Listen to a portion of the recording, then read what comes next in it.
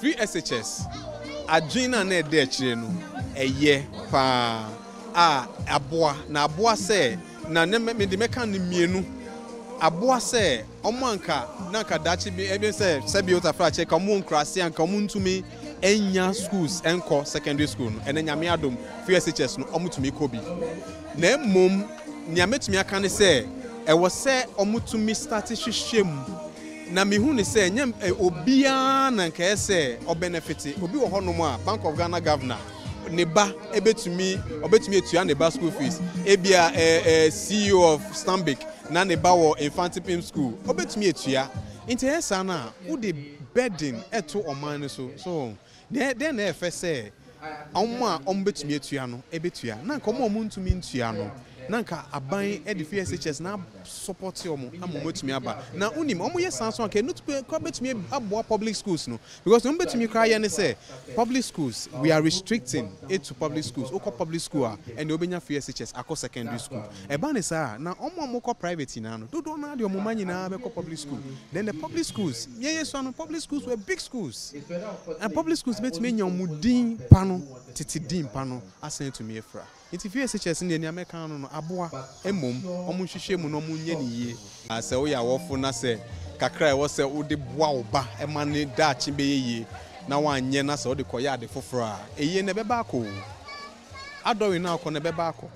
na emom wo ba ne dachi no ene wo betina hoda wo ba ni du ba bi na se wanye yie a ene awofo bebre atena se o ma hwe o ma hu nkofo ma a o ma sisi so a o medum pempenso bi a ekofo hu ana o mani age e ma o ma hwe o ma mahu se no me manu ba bia e yeside o yaw e na ye bre o mo iti na ebe ye ne se kakra obenya wo de beboa wo ma no e wo sa wo ye eno de ya utua ya nanso dachi na abobroni friend no investment dachi bi no obo se investment na start a pay off e ma o awofo no aya nia ono antumi anye ewo ne dachi mu no na ebia no ko onya anka obeye ayaresafo ana anka obeye ochrechreni ana se ka ebia obeye ofrikafo ebia ohye no wennu ho no nti ana opeso hye ne ba na ne ba tumi ebeye ema no but empempi no enye sa enye because yesa na akola ne tumi enya ne ho kwan ebia ne ono peso ye se ebia person ko ye lawyer o se awofo no wo de ne se wo be bone ho ban na wa ma na ne ehia no so betumi de esua ade na bedum pempenso a ono so ba society mu a obetumi ade kakra bi aba ana contribution bi aba be ma society eno na wosa awofo hwe na awofo nhwe na me pese me ba ye footballer e na wanya na me wose me ba ye doctor e na wanya enti eye me ya enti na ma wa mimi da bi eye ni akola ne pese oye a nyame ahye no e de ahye ne mu se ne obetumi ayama nyame eni onyambe da adi no ene na wose ye ne ye bo akola no e ma mutumi do some pempenso. We grow up to say I'll be a doctor, I'll be a nurse, I'll be a teacher. And even mostly no na yenyi ne empese be teachers. Ne obi ase doctor, na lawyer kra enyambe mu.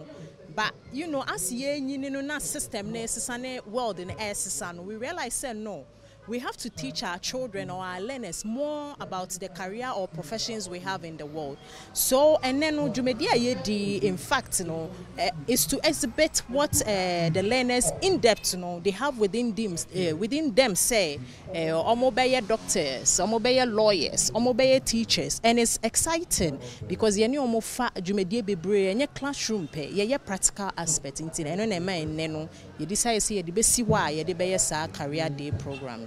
First of all, no, you're running a hybrid program. You can't hybrid. I say we run the GES curriculum, we run the American system curriculum, and then we run the British curriculum. And aside that, no, you're not just the theory aspect of education. We do the practicality of it too. And no, am I different from other schools in the sense say even class size no ye ni nkola bebre wo class so and teachers no so nya daje e ma nkola ni because omo no so nti that one-on-one teacher learner relationship no e wo the parents be afa ne bambra St. Mo community school.